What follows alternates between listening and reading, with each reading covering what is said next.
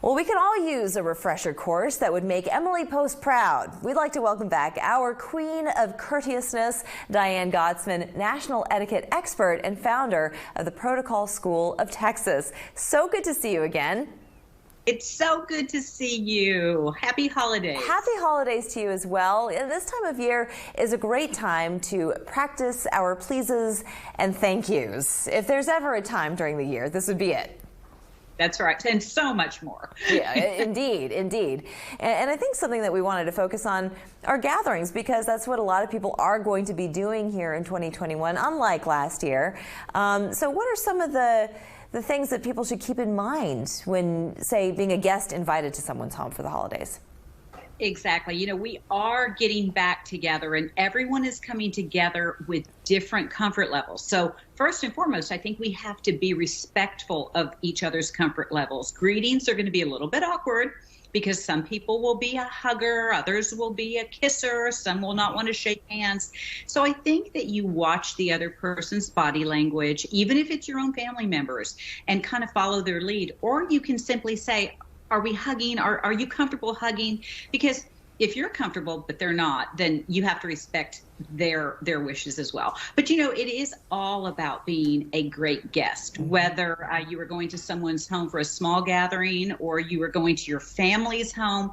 You certainly want to make sure they know you're coming. So that RSVP, you know, obviously your family is going to know you're coming, but if you're invited, you want to RSVP to that invitation, and you only have a very short window of time. Right. So 24 to 48 hours, because your host is waiting to see how many plates she should make or he should make, how many tables they need to rent, you know, so there's all things that are considered.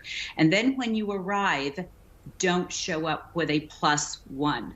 That is going to throw everything off. So that's just being a gracious guest. And if their name is not on the invitation, don't call and ask. Don't call and ask, do you mind if I bring a couple of friends that are coming into town? Because again, that's going to throw them off. So basically, you're just following the host's lead. You have to be prepared. If it's wet weather, kind of mucky weather outside, they may not want you to bring your shoes in.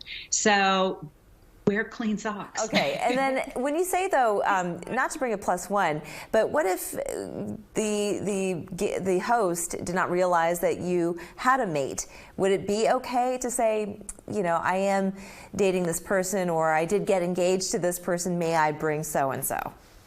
You know, if the relationship is serious, and you know that they may not know, then you kind of get a reprieve. You can call and say, you know, would you mind if I bring my fiance, or would you mind if I bring my husband or my wife? So that's a little different. Now, you may not call and say, can I bring a friend, or can I bring my 2 kids, or, you know, that's the difference. Yes, indeed. I understand that completely. All right. Stay home if you're not feeling well.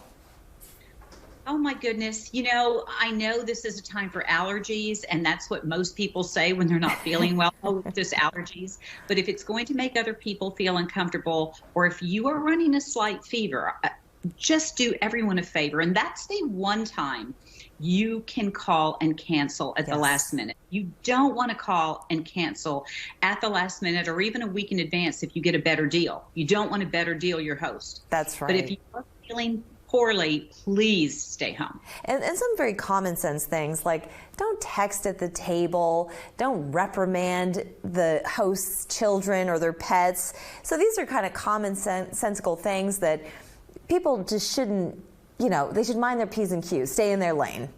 You know, it is common sense, but unfortunately, sometimes if we feel that text go off, it feels so compelling to look and see who's texting. Yes. So just turn your phone off or put it away in your purse someplace, and don't feed the pet under the table. You know, they might have specific dietary restrictions, and you just want to be very careful and mindful of your host's children, pets, anything that they love. Absolutely. And finally, gift or no gift? If it says no gifts, then no gifts. Okay. Don't be the one to show up with gifts and make everyone else feel uncomfortable. You know, so many people say, but everybody shows up with a gift.